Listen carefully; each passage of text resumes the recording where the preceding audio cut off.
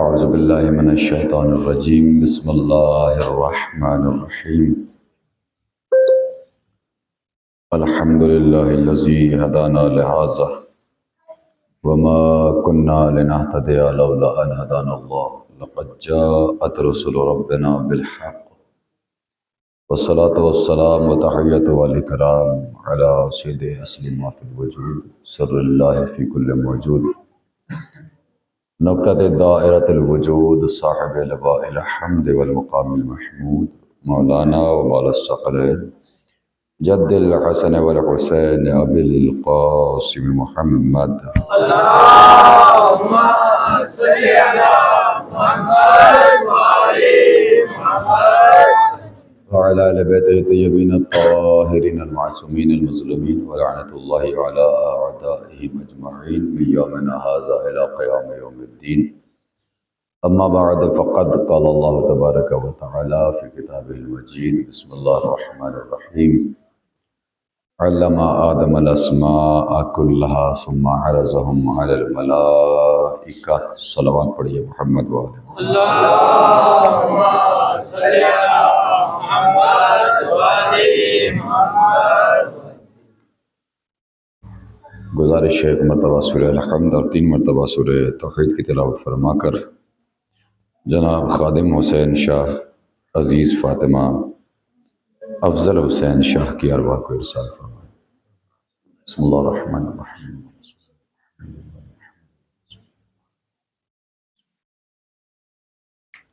بسم اللہ الرحمن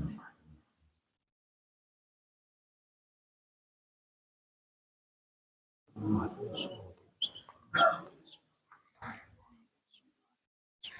بسم اللہ الرحمن الرحیم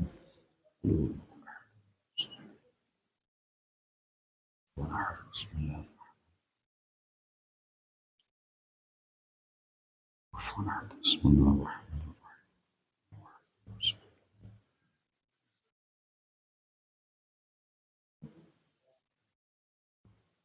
ایک مرتبہ اور سورہ الحمد اور سورہ قل هو اللہ کی درخواست ہے مرحوم سید علمدار حسین شاہ اور زینب بی بی بنت یحییٰ شاہ کی ارواح کو ارسال فرما دیں۔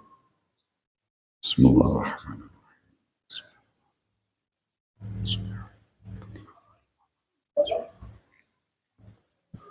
بسم اللہ الحمد للہ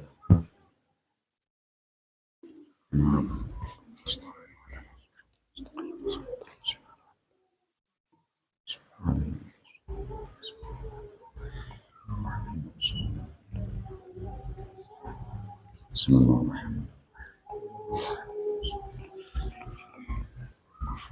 بسم اللہ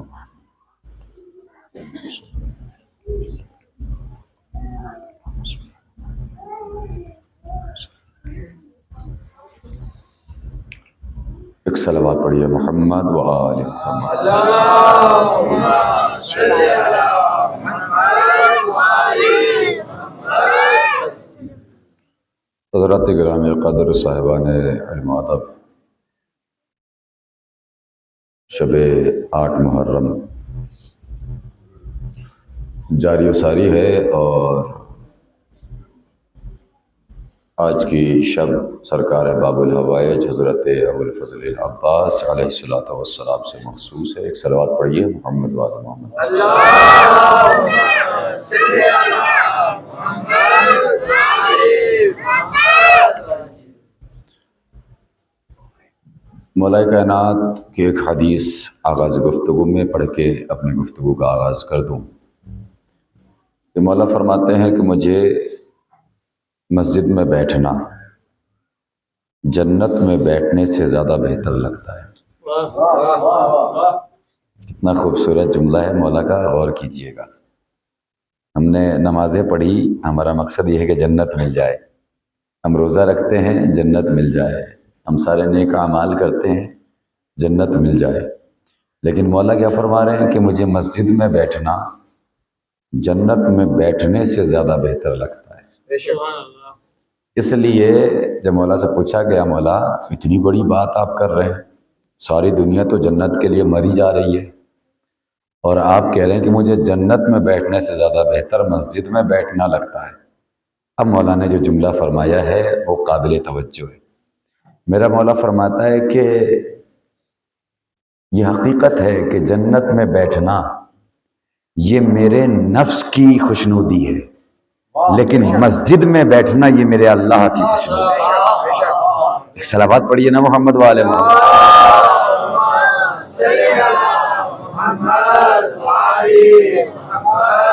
توجہ فرمایا. اب میں بتاؤں آپ کو کہ میں نے یہ حدیث آپ کے سامنے کیوں پڑھی ہے. خوش قسمت ہیں آپ حضرات کہ آپ بیک وقت مسجد میں بھی بیٹھے ہوئے ہیں اور امام بارگاہ میں بھی بیٹھے ہوئے ہیں. اس کا مطلب یہ ہے کہ جو ثواب امام باڑے میں آنے کا ہے وہ بھی آپ کو مل رہا ہے، جو ثواب مسجد میں آنے کا ہے وہ بھی آپ کو مل رہا ہے. اور کیا کہنے ہیں خدا کی قسم. ہاں حالانکہ مجھے آنا ہے سرکار باب الحوائج کے فضائل پر، اور آج کی تقریر مختصر بھی ہوگی، ورنہ مسجد اور نماز کے حوالے سے کچھ باتیں آپ کے سامنے میں پیش کرتا. حیات رہی کبھی اور آپ کے سامنے پیش کروں گا.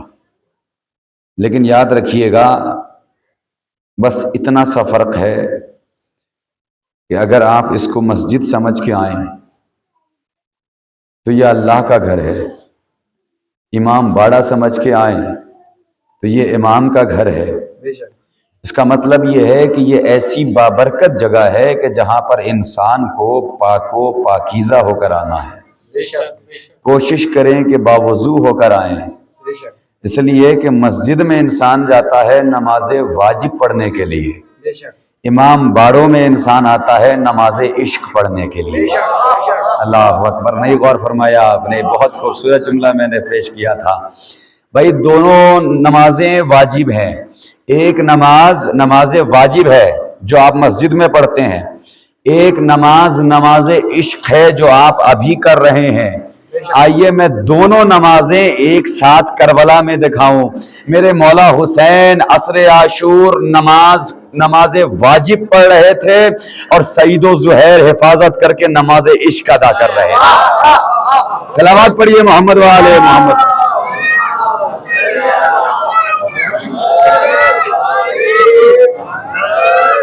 آپ کی تھکن کا بھی احساس ہے، لیکن اگر سامعین تھکے ہوئے نظر آتے ہیں تو پھر خطیب بھی تھک جاتا ہے. مگر آج ذکر بھی کرنا ہے سرکار باب الحوائج کا. کچھ باتیں ہیں جو سرکار کے فضائل کے عنوان سے میں آپ کی خدمت میں پیش کر دینا چاہتا ہوں آج کے بطور تحفہ آج کے لیے. میں نے آغاز میں آیہ کریمہ کی تلاوت کی، علم آدم الاسماء کلہا. اللہ نے جناب آدم کو کل کے کل ناموں کا علم دیا. ثم عرضہم علی الملائکہ. پھر وہی نام جب ملائکہ کے سامنے پیش کیے گئے تو ملائکہ جواب نہ دے سکے. جب ملائکہ سے پوچھا گیا کہ یہ کس کا نور ہے، ملائکہ جواب نہ دے سکے. جناب آدم سے پوچھا گیا. جناب آدم نے کہا کہ پروردگار تو محمود ہے، یہ محمد ہیں. تو اعلیٰ ہے، یہ علی ہیں. تو فاطر السماوات والارض ہیں، یہ بی بی فاطمہ ہیں. تو محسن ہے، یہ حسن ہے. تو قدیم الاحسان ہے، یہ حسین ہے. سنا آپ نے؟ دو چیزیں ہیں. ایک یہ ہے کہ دعا کیسے کرنی ہے اور ایک چیز ہے دعا کیسی کرنی ہے. تھوڑا سا فرق ہے دونوں میں، اس کو ملاحظہ کیجیے گا اور انشاءاللہ سرکار کی ذات تک مجھے آنا ہے. سمجھانا یہ ہے آپ کو کہ دعا کہتے کسے ہیں. تو دو چیزیں میں نے آپ کے سامنے بتائیں. ایک چیز ہے دعا کیسے کرنی ہے، ایک یہ کہ دعا کیسی کرنی ہے. جب جناب آدم زمین پر آئے اور فراق حوا میں تاریخ نے بتایا کہ جناب حوا گریہ و زاری میں مصروف رہے. بڑی دعاؤں پہ دعائیں کی، منتوں پر منتیں کی، مناجات پہ مناجات کی کہ پروردگار مجھے حوا سے ملا دے، حوا سے ملا دے. لیکن نہ جانے کیا بات ہے کہ آدم جیسے نبی کی دعا قبول نہیں ہوتی. آدم جیسے نبی کی دعا قبول نہیں ہوتی. جناب آدم نے ہاتھوں کو جوڑا، بارے الہ تو نے مجھے اپنا خلیفہ بنا کر بھیجا، اپنا نبی بنا کر بھیجا، اپنا جانشین بنا کر بھیجا، اپنا نبی بنا کر بھیجا، دنیا والوں کے لیے خلیفہ بنا کر بھیجا، لیکن ایک نبی تجھ سے دعا کر رہا ہے، آدم کی دعا قبول کیوں نہیں کرتا؟ اللہ نے جواب دیا، آدم ان ناموں کا واسطہ دو جو ہمیں اچھے لگتے ہیں. ہائے ہائے، نہیں پہنچے آپ میرے سرکار. ان ناموں کا واسطہ دو۔ آدم نے تب کہا پروردگار تو محمود ہے، تجھے محمد کا واسطہ، تو اعلیٰ ہے، تجھے علی کا واسطہ، تو فاطر السماوات والارض ہے، تجھے بی بی فاطمہ کا واسطہ، تو محسن ہے، تجھے حسن کا واسطہ، تو قدیم الاحسان ہے، تجھے حسین کا واسطہ۔ میرے سرکار آپ نے یہاں تک سن لیا اتنی خاموشی کے ساتھ، مگر ایک جملہ کہہ دوں، ارے جب آدم جیسے نبی کی دعا بغیر ان کے قبول نہیں تو پھر ہم جیسے گناہوں کی دعا۔ صلوات پڑھیے محمد والے محمد۔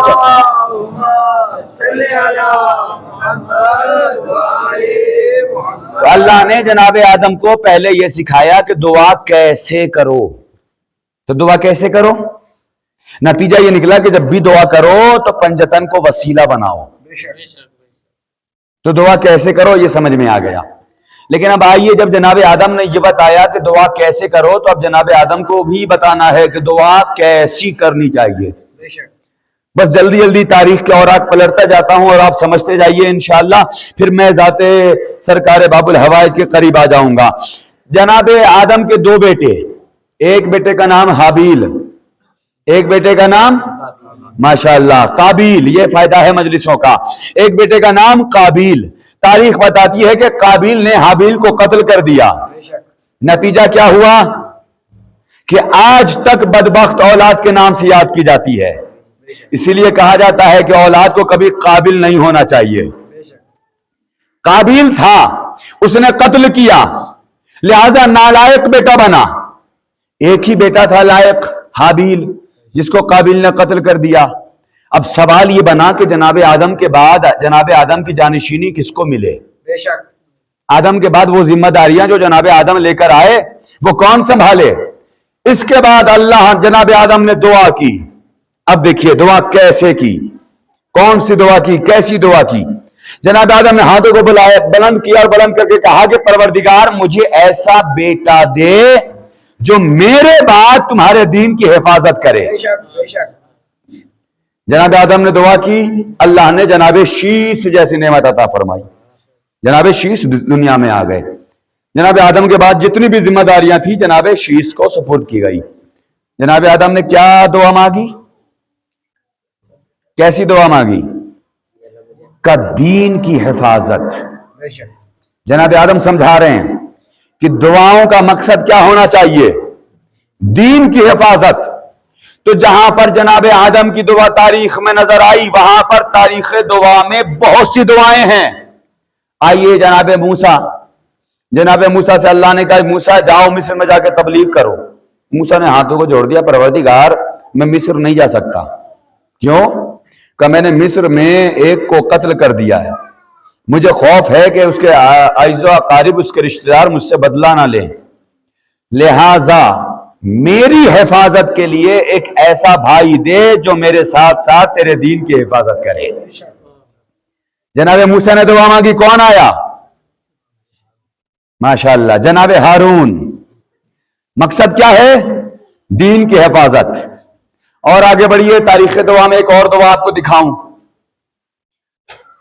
دعوت ذوالعشیرہ میں رسول نے ایک تمنا کی، ایک دعا کی، کون ہے جو میرے بعد میرا جانشین ہوگا، میرا مددگار ہوگا؟ کھانے والے تو بڑے نظر آئے لیکن مدد کرنے والوں میں کوئی ایک نظر نہیں آیا سوائے علی کے۔ رسول نے بٹھایا، پھر رسول نے آواز بلند کی، کون ہے جو میرا جانشین ہوگا، میرا مددگار ہوگا؟ پھر علی کھڑے ہوئے، یہاں تک کہ 3 مرتبہ ایسا ہی ہوا۔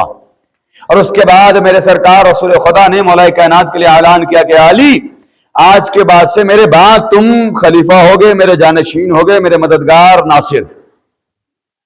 تو اب نتیجہ یہ پتا چلا کہ آدم نے دعا کی، مقصد کیا ہے؟ تحفظ دین۔ موسیٰ نے دعا کی، مقصد کیا ہے؟ تحفظ دین۔ رسول خدا نے دعا کی، مقصد کیا ہے؟ تحفظ دین۔ جناب آدم نے دعا مانگی، کون آیا؟ جناب شیس۔ جناب موسیٰ نے دعا کی، کون آیا؟ جناب ہارون۔ رسول خدا نے دعا کی، کون آیا؟ جناب مولا کائنات۔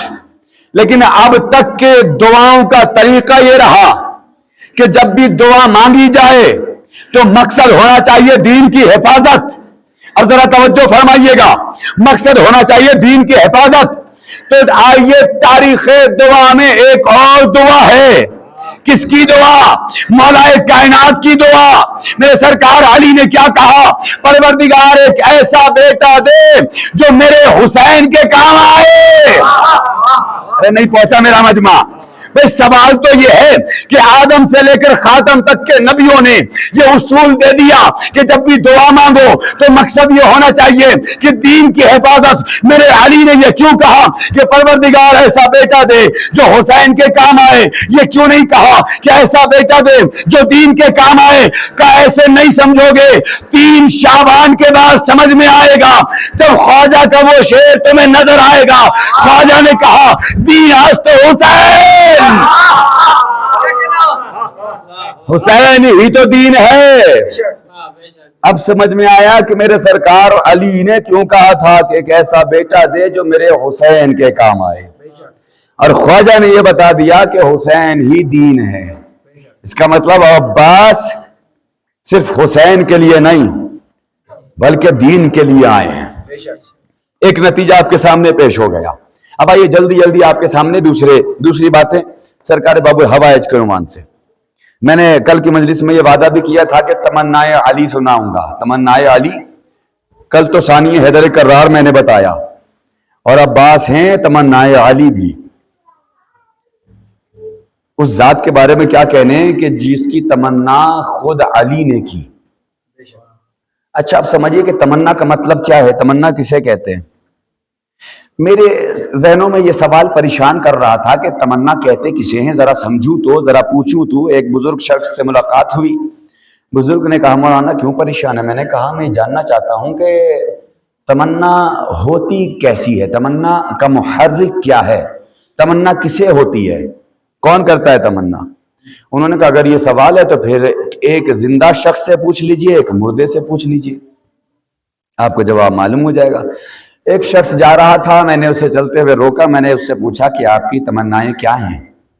اب انہوں نے تمنائیں سنانا شروع کر دی. مولانا میری تمنا یہ ہے کہ عالیشان بلڈنگیں بن جائیں، کروڑوں روپے مل جائیں اور فلاں گاڑی مل جائے اور یہ ہو جائے وہ ہو جائے. اتنی ساری تمنائیں گنا دی کہ میں پریشان ہو گیا.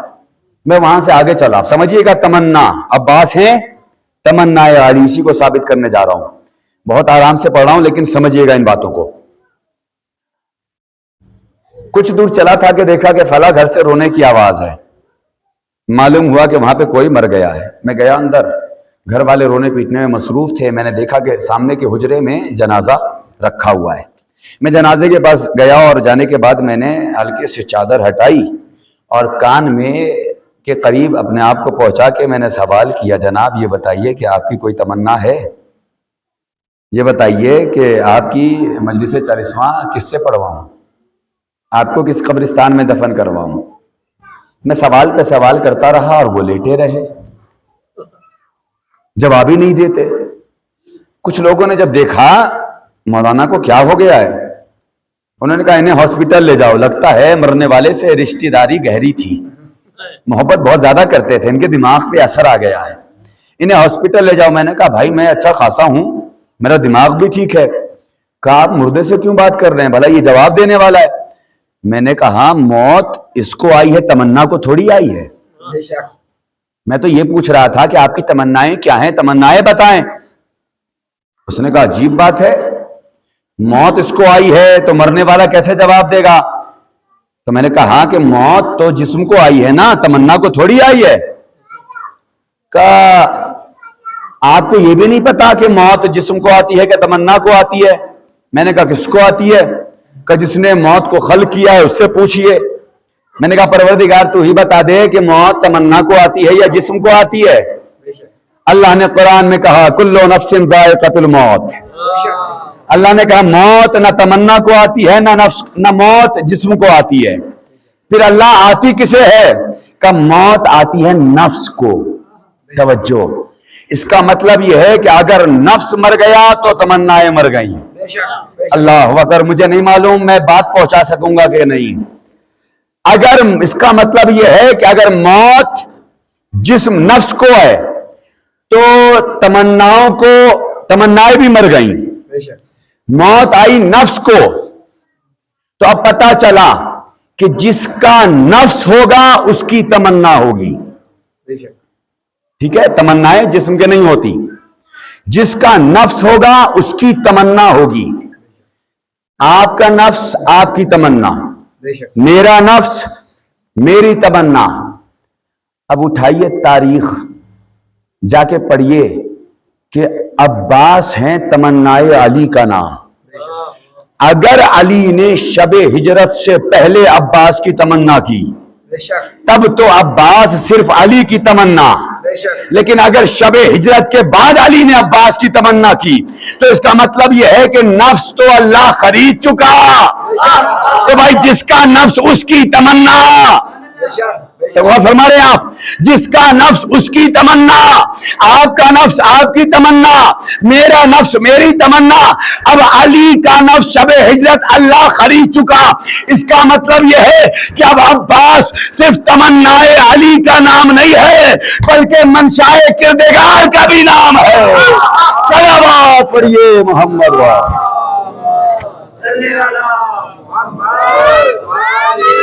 سب سے حساس سے ڈر لگتا ہے, جنگ میں بکھری ہوئی پیاس سے ڈر لگتا ہے.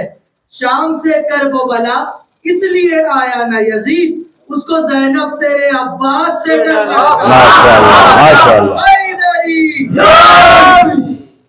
خدا کی قسم میرے بھائی نے ڈر کی بات کی ہے نا. ایک جملہ سنتے جائیے. 5 محرم سے کربلا میں ایک خط آ رہا تھا. میرے ساتھ حسین کے خیمے گن کے بتاؤ. اس نے خط پڑھا, خط کا جواب دیا. اب سوال ہے کہ حسین کا خیمے گن کے بتاؤ. اس نے جواب تحریر کیا کہ ہمارے پاس سپاہی بھی ہیں, اسلحے بھی ہیں, کسی چیز کی ضرورت نہیں ہے, ابھی سب سلامت ہیں, فقط والسلام. جواب ارسال کیا. جب وہاں جواب پہنچا اس نے پڑھا, بڑا تعجب ہوا اسے. سوال کچھ تھا, جواب کچھ ہے. پھر اس نے لکھا, میں نے یہ سوال کیا کہ مجھے حسین کے خیمے گن کے بتاؤ. خط بھیجا گیا, اس نے پھر سے پڑھا, پھر سے جواب تحریر کرتا ہے کہ ابھی کسی چیز کی ضرورت نہیں ہے اور لشکر بھی کافی ہیں, سپاہی بھی سلامت ہیں, ہمارے پاس پانی بھی موجود ہے. پھر سے جواب اس نے بھیجا. پھر وہاں جواب پہنچا, اس نے دیکھا, بڑا غضبناک ہوا. عجیب احمق ہے, سوال کچھ کرتا ہوں جواب کچھ دیتا ہے. اب جو آخری مرتبہ اس نے خط لکھا کہ مجھے حسین کے خیمے گن کے بتا دو ورنہ میں تمہیں اس نوکری سے برخاست کر دوں گا, تمہیں اس نوکری سے ہٹا دوں گا, تمہیں اس کی سزا بھی جھیلنی ہوگی. جب یہ خط واپس کربلا پہنچا اس نے خط دیکھا اور دیکھنے کے بعد ایک مرتبہ غصے میں چور ہو کے جواب تحریر کرتا ہے, ارے احمق, تمہیں اتنا سمجھ میں نہیں آیا, میں حسین کے خیمے کیسے گن لوں کہ جس خیمے کے آگے عباس کھڑا ہو. اللہ اکبر.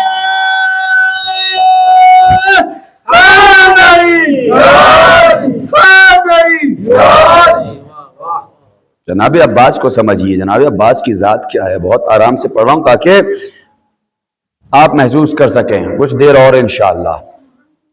مولائے کائنات کی شجاعت کا عالم یہ تھا. تاریخ بتاتی ہے کہ جنگ خندق میں, خندق کا مطلب سمجھتے ہیں, خندق ایک ایسا گڈھا کھودا گیا تھا, اس طرف لشکر رسول اور اس طرف لشکر اعداء, درمیان میں ایک گڈھا کھدوایا گیا تاکہ دشمن ادھر سے ادھر نہ آ سکے. اب یہ جملے میں ایسے نہیں پڑھتا ہوں لیکن آپ کی محبتیں ہیں جن کی وجہ سے میں پڑھ رہا ہوں آج, اور بہت آرام سے پڑھوں گا. لیکن اس جملے پر توجہ فرمائیے گا. سرکار باب الحوائج کے فضائل کے عنوان کا سب سے بڑا جملہ کہنے جا رہا ہوں. جنگ خندق کی تاریخ یہ بتاتی ہے کہ وہ خندق کھدوائی گئی, لیکن پھر بھی روایت نے یہ بتایا کہ ایک شقی ایسا تھا جو گھوڑے پر سوار ہو کے ادھر سے ادھر آ گیا رسول کی طرف. بھائی سمجھ نہیں آتی بات, علی جیسے فاتح خیبر کے ہوتے ہوئے پھر بھی ایک ملعون علی کی طرف, رسول کی لشکر کی طرف آ گیا. اب میں جملہ کہہ دوں, لیکن یہ تھا علی کا مرحلہ. لیکن اب آؤ اس کی بات کرتے ہیں جسے علی نے جنگ کے طریقے سکھائے. بھائی یہ جنگ خندق کا اصول تھا کہ گڈھا کھدوایا گیا تاکہ دشمن ادھر سے ادھر نہ آ سکے، لیکن پھر بھی ایک شقی ادھر سے ادھر آ گیا. لیکن یہ باپ کا مرحلہ تھا، وہ بیٹا عباس تھا کہ کربلا میں تلوار سے خط کھینچ کے کہتے ہیں اگر ہمت ہے تو ادھر آ کے دکھا. لیکن پھر بھی تاریخ یہ کہتی ہے کہ ایک بھی آگے نہ بڑھا. اور اس وقت میرے مولا غیظ میں آ کے یہ فرماتے ہیں کہ خبردار اگر تم نے اس لکیر کے آگے قدم بھی رکھا نا تو پھر یہ یاد رکھنا کہ آج تک مجھے میرے آقا نے مدینے سے لے کر کربلا تک یہی کہہ کے روکا تھا کہ عباس یہ کربلا نہیں ہے. خبردار آج میں کربلا میں ہوں. یہ ہے جناب عباس کی ہیبت. عزیزوں کون اندازہ لگائے گا جناب عباس کو؟ خدا کی قسم جناب عباس کی ذات تو وہ ذات ہے کہ اگر صرف نام عباس لے لیں تو ہیبت طاری ہو جاتی ہے. آپ جناب عباس کی ذات پر غور کیجئے، اس لیے کہ عباس کا نام بھی ایسا نام ہے کہ جس میں زیر نہیں آتا. بے شک ایسا بہادر، ایسا شجاع. پڑھتا میں آپ کے سامنے بہت کچھ. جناب عباس کو مولا علی نے کیسے جنگ کے طریقے سکھائے سناؤں گا انشاءاللہ. آخری بات آپ کے سامنے سرکار باب الحوائج سے مخصوص علم مبارک ہے. ایک سوال کا جواب دیجئے اور آخری بات ہے یہ. سوال یہ ہے کہ کبھی آپ نے سوچا کہ علمدار تو دنیا میں بہت سے گزرے لیکن جناب عباس کو ہی علمدار کیوں کہا گیا؟ کبھی آپ نے سوچا ہے؟ علم عباس کا اٹھانے والوں یہ سوچنا چاہیے کہ میرا غازی آج تک علمدار ہے، جبکہ رسول خدا کے لشکر کے علمدار کا نام خود مولا علی، مولا علی کے لشکر کے علمدار کا نام مالک اشتر، امام حسن کے لشکر کے علمدار کا نام عبید اللہ ابن زیاد، امام حسین کے لشکر کے علمدار کا نام عباس غازی. بھائی علم تو علی کو بھی ملا، علم مالک اشتر کو بھی ملا، علم عبید اللہ کو بھی ملا، علم عباس کو بھی ملا، لیکن علمدار علی کو نہیں کہا گیا، علمدار مالک اشتر کو نہیں کہا جاتا ہے، علمدار عبید اللہ کو نہیں کہا جاتا ہے. آخر وجہ کیا ہے کہ جناب عباس کو علمدار کہا جاتا ہے اور قیامت تک کہا جائے گا؟ سوچا کبھی آپ نے؟ کسی عالم سے یہی سوال ہوا، انہوں نے جواب دیا کہ عباس سے پہلے جتنے بھی علمدار گزرے ان کے علم کے سائے میں کافر بھی آئے، منافق بھی آئے، مشرک بھی آئے، لیکن تنہا عباس کا علم تھا جس کے سائے میں کوئی قاری قرآن تھا، کوئی حافظ قرآن تھا، کوئی امام معصوم تھا. تنہا عباس کا علم ہے جن کے سائے میں 71 جیسے شہداء رہے، اور یہ ایسے شہداء کے جن کے ملنے کے بعد خود امام حسین نے فخر کیا ہے جیسے صحاب مجھے ملے ویسے نہ میرے نانا کو ملے نہ میرے بابا کو ملے. بس عزیزوں اس لیے غازی کا علم جب بھی اٹھائیے کوشش کیجئے کہ ان ہاتھوں سے کوئی ایسا گناہ نہ ہونے پائے اگر ہم غازی کا علم اٹھاتے ہیں. اور میں ایک جملہ کہہ دینا چاہتا ہوں ربط مصائب کے لیے اور یہیں پر گفتگو روک دوں گا. میں بہت ڈرتا ہوں مولا غازی کا علم اٹھانے سے. جناب عباس کی ہیبت تو جانتے ہیں نا. خبردار وہ انسان کہ جو اپنے ہاتھوں سے دوسرے پہ ظلم کر کے آیا ہو عباس کا علم نہ اٹھائے. جس انسان کے اندر وفا نہ پائی جائے، بھائی بھائی سے محبت نہ کر سکے، اور اگر وہ جلوس میں آ کر عباس کا علم اٹھائے تو پھر علم اٹھانے کا کیا فائدہ؟ اس لیے کہ عباس نے اپنے بازو کٹائے ہی اپنے بھائی سے محبت کے لیے. مولا غازی کا سب سے پہلا پیام یہی ہے کہ بھائی بھائی سے محبت کرے، پھر اس کے بعد ہمارا علم آ کے اٹھائے. اسے حق ہے ہی نہیں جو وہ عباس کے علم اٹھا سکے جو اپنے بھائی سے بغض و حسد لے کر آیا ہو. نہیں عزیزو، مولا غازی کا علم جب بھی اٹھائیے نا صدق دل سے اٹھائیے گا. اور بہت ڈرنے کی بات ہے، خدا نہ کرے کہ کسی سے مولا غازی ناراض ہو جائیں. इंसान को बचने की कोशिश करनी चाहिए। बस अजीजों, एक वाकया दिल चाहता है कि आपके सामने पढ़ दूं। जैसे आप मौला के चाहने वाले हैं ना, मौला गाजी के मसाइब सुनते हैं और आपकी आंखों में आंसू आ जाते हैं, वैसे ही एक मौला का आज़ादार 10 मुहर्रम को, आज से 2 दिन बाद 10 मुहर्रम को करबला मुअल्ला में ज़रीए अब्बास में अपने साथ एक छोटी सी बच्ची को लेकर आया। अब सुनिएगा अजीज़ों, साहिबान औलाद का मजमा है, मेरी माएँ बहनें भी सुन रही हैं, जिनके छोटे छोटे बच्चे हैं ना, वो ये वाक़या ज़रूर से सुने और एक तरीक़ा बता रहा हूँ, इस पे अमल कीजिएगा।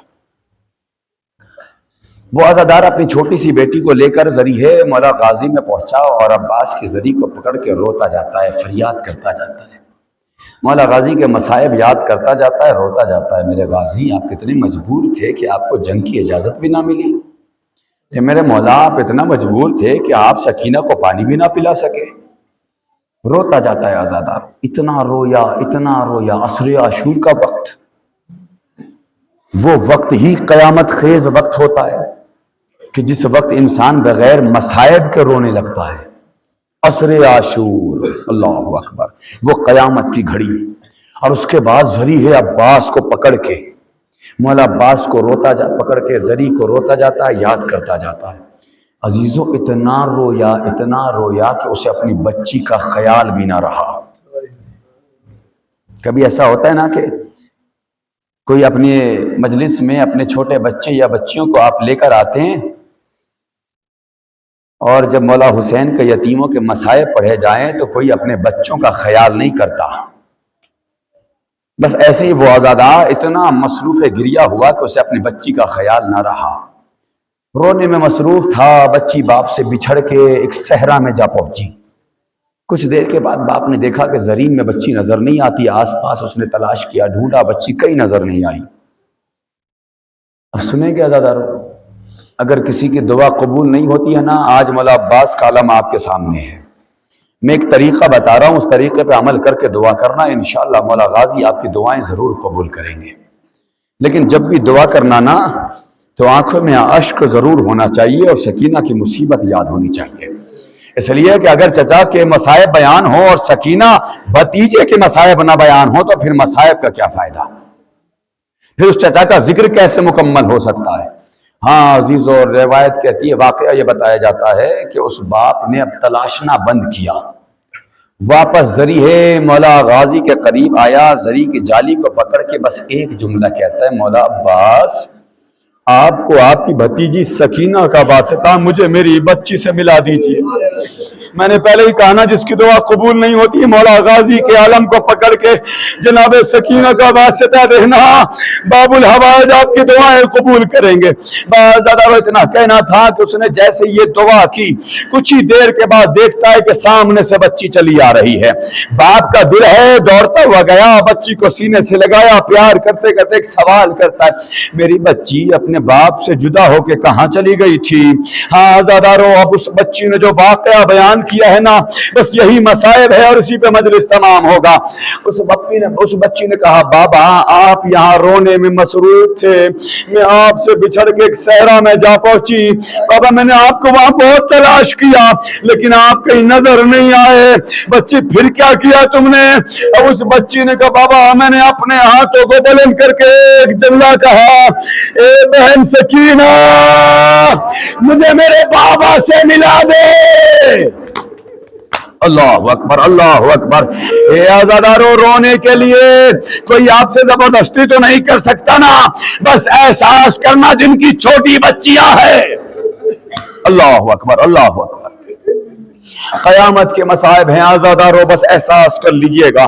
जनाब सकीना और जनाब अब्बास की मोहब्बत को सामने रख के बैठिए, इंशाअल्लाह ज़रूर रोएंगे। बाप रोता गया था, अच्छा बेटी फिर क्या हुआ? कहा, बाबा मैंने जैसी दुआ की ना, मैंने क्या देखा कि एक बुर्के वाली बच्ची आई और आके कहती है, बहन घबराना नहीं, मुझे मालूम है जब कोई बच्ची अपने बाप से जुदा हो जाए उस बच्ची के दिल पे क्या बेटी है। बहन मैं तुझे तेरे बाप के पास ले जाऊंगी। बहन रोना नहीं, ए अल्लाह अकबर, सकीना दिलासा दे रही है। हाँ ज्यादा रो। एक मरतबा बाप ने जैसे ये जुमले सुने ना, तड़प तड़प के रोने लगा। हाय सकीना, हाय अब्बास की सदाएं बुलंद करके मातम करने लगा। फिर एक मरतबा कहता, बेटी फिर क्या हुआ? उसने फिर क्या हुआ? अब उस बच्ची ने कहा, बाबा कुछ देर के बाद मैंने क्या देखा कि एक घोड़े सवार है, नकाब पोश घोड़े पे बैठा हुआ एक शख्स मेरे करीब आया और आके जमीन पे उतर के कहता है, चल बेटी मैं तुझे तेरे बाबा के पास ले जाऊं, चल बेटी मैं तुझे तेरे बाबा के पास ले जाऊं। ए गाजी का अलम उठाने वालों, जरा एहसास करके सुनना। बाज अगर बाप ने जब ये जुमला सुना ना, तड़प के चीख मार के रोने लगा। कहता बेटी फिर क्या हुआ?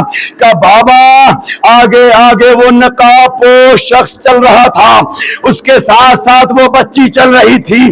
बाबा मैं उसके पीछे पीछे चलती रही कि बाबा उसके चलने की रफ्तार तेज हुई। बाबा मैं भी दौड़ने लगी। ए बाबा अचानक मुझे ठोकर लगी। मैंने चाहा कि उसके हाथों को पकड़ूं, बाबा उसके हाथ नहीं थे। अज़ादारों बाप ने जैसे ही सुना, हाय अब्बा, ए मौला, ए बच्ची तूने ना पहचाना, वो मेरा गाजी जिसने अपने बाजुओं को करबला में कुर्बान कर दिया, हुसैन के नाम।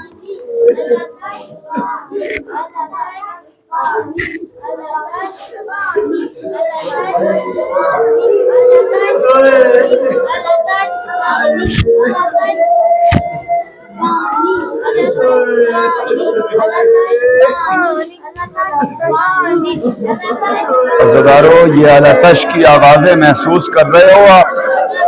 ये आलातश की आवाजें वो हैं जो अब्बास को तड़पाती थी, जो अब्बास को खाए जाती थी।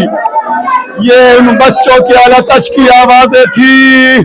जब सकीना आलातश की आवाजें बुलंद कर रही थी, रिवायत कहती है कि सकीना खाके करबला पे सोते सोते अचानक जाग के कहती है, बाबा मुझे खाके करबला पे नींद नहीं आती। कभी दरिया की तरफ देख के कहती, चचा अब्बास, ए चचा अब्बास पानी लेने गए थे। आज सकीना प्यास से तड़प रही है।